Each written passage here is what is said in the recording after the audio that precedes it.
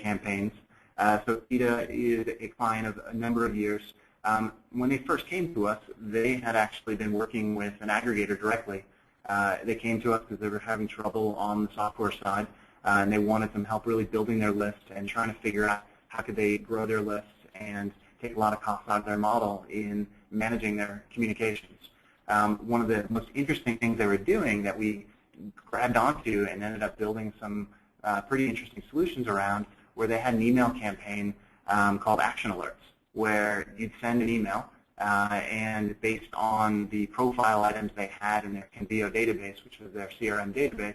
they were able to let people click one button, and on behalf of that customer, they could fire off an email or fire off a letter on that customer's behalf.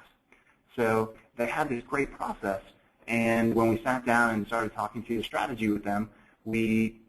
came up with the idea that, well, why don't we take that same email process and bring it to the mobile phones?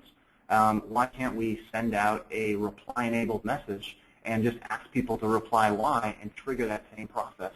that needed to be done over email? So once we sat down and had that hypothesis and that idea, we figured out what data we needed to sync between our system and Convio's system, and we ended up with a new piece of middleware that we built into our infrastructure for them that's actually syncing X number of data fields every 5 minutes. And now they can go into our system and they can figure out who has the requisite number of data fields on file, so they're allowed to trigger a message or write a letter on that customer's behalf. And now actually every blast that PETA is doing over our system is one of these action alerts. And they're pretty aggressive messengers, and they've had astronomical response rates,